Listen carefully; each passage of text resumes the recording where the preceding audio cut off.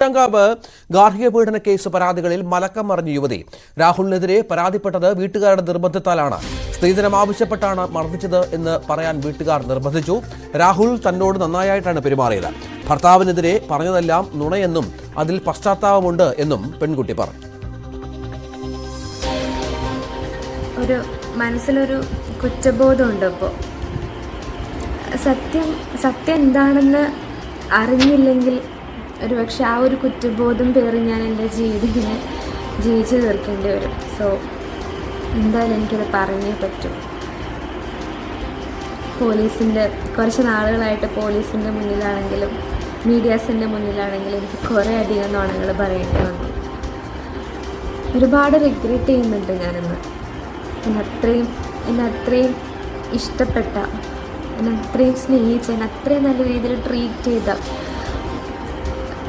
എൻ്റെ ഹസ്ബൻഡ് രാഹുലേട്ടനെ കുറിച്ച് ഞാൻ അത്രയും മോശം വന്നിട്ട് മീഡിയാസിന് മുന്നിൽ വന്ന് പറഞ്ഞപ്പോൾ എനിക്ക് അത്രയും റിഗ്രറ്റ് ചെയ്യുന്നുണ്ട്. ഒരിക്കൽ പോലും അത് ഞാൻ ചെയ്യാൻ പാടില്ലാത്തൊരു തെറ്റാണ് എൻ്റെ സൈഡിൽ നിന്ന് ഉണ്ടായത്. പലപ്പോഴും ഞാനിപ്പോൾ എൻ്റെ ഫാമിലിയോടാണെങ്കിലും റിലേറ്റീവ്സിനോടാണെങ്കിലും അവരോട് എല്ലാവരും പറഞ്ഞിട്ടുണ്ട്, എനിക്കിതിനൊന്നും താല്പര്യമില്ല. അതായത് എനിക്ക് നുണ പറയാൻ ഒട്ടും താല്പര്യമില്ല ആരോടും. എന്നോട് ഇങ്ങനെയൊക്കെ പറയണമെന്ന് പറഞ്ഞു, ഡൗറി പറയണമെന്ന് പറഞ്ഞു, ഡൗറി പറഞ്ഞിട്ടാണ് മർദ്ദിച്ചതെന്ന് പറയണമെന്ന് പറഞ്ഞു. അതുപോലെ തന്നെ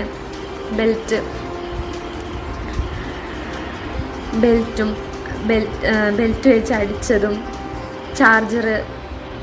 ചാർജറിൻ്റെ കേബിൾ വെച്ച് കഴുത്ത് മുറിക്കുമെന്ന് പറഞ്ഞതും അതൊക്കെ വെറും ഫോൾസ് അലിഗേഷൻസ് ആയിരുന്നു.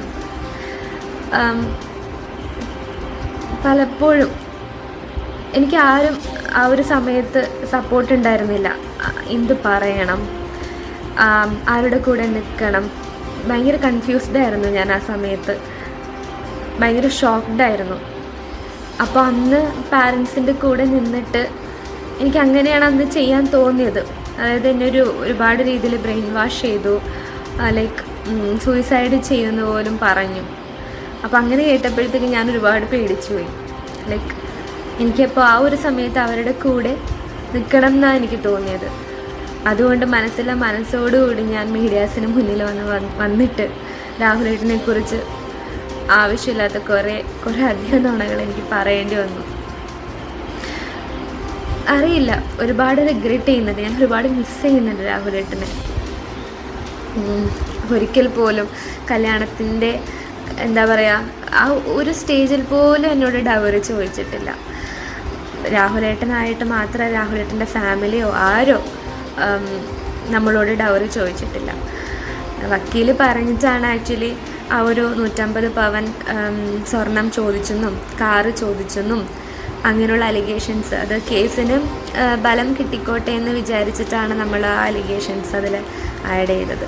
കല്യാണത്തിൻ്റെ എല്ലാ ചിലവുകളും, മിക്ക ചിലവുകളും രാഹുലേട്ടനാണ് നടത്തിയത്. ഈവൻ കല്യാണത്തിൻ്റെ റിങ്ങും അതിൻ്റെ എന്താ പറയുക ഡ്രസ്സും എല്ലാം, ഞാനിട്ട എല്ലാ ഡ്രസ്സുകളും എനിക്ക് വാങ്ങിത്തന്ന രാഹുലേട്ടനാണ്. എല്ലാ ചിലവുകളും ചെയ്തത് രാഹുലേട്ടനായിരുന്നു. ആ രാഹുലേട്ടനെ കുറിച്ച് എനിക്കിങ്ങനെ വന്ന് പറഞ്ഞപ്പോൾ പറയേണ്ട റീസൺ, എന്നെ തല്ലിയെന്നുള്ളത് ശരിയാണ്. അന്ന് ഞങ്ങൾ തമ്മിൽ ചെറിയൊരു തർക്കം ഉണ്ടായി. ചെറിയ മിസ്അണ്ടർസ്റ്റാൻഡിങ്ങിൻ്റെ പേരിൽ ഒരു തർക്കം ഉണ്ടായിരുന്നു. ആ തർക്കത്തിൻ്റെ പേരിലാണ് എന്നെ തല്ലിയത്. 2 പ്രാവശ്യം തല്ലി. അപ്പോൾ തല്ലിയപ്പോൾ ഞാൻ കരഞ്ഞിട്ട് ബാത്റൂമിൽ പോയി. അപ്പോൾ ബാത്റൂമിൽ വീണു. അങ്ങനെയാണ് എൻ്റെ നെറ്റിയിൽ മുഴ വരുന്നത്. അങ്ങനെ എന്നെ നേരെ ഹോസ്പിറ്റലിലേക്ക് കൊണ്ടുപോയി. അവിടെ വെച്ചിട്ട് രാഹുലേട്ടൻ പറഞ്ഞു, ഇങ്ങനെ തല്ലിയതാണ് നമ്മൾ. തല്ലിയപ്പോൾ എന്താണ് ആ തല്ലലാണ് ഇങ്ങനെ സംഭവിച്ചത്. പിന്നെ അവൾ ബാത്റൂമിൽ പോയപ്പോൾ അങ്ങനെ വീണു. അങ്ങനെ നമ്മൾ ഡോക്ടറോട് പറഞ്ഞു. അവിടെയുള്ള ട്രീറ്റ്മെൻറ്റും എല്ലാ കാര്യങ്ങളും എടുത്തിട്ടാണ് രാഹുലേട്ടനെ തിരിച്ച് വീട്ടിലേക്ക് കൊണ്ടുവന്നത്. അവിടെ വെച്ചിട്ട് നമ്മൾ രണ്ടുപേരും സംസാരിച്ചു. അത് കോംപ്രമൈസ് ചെയ്തു.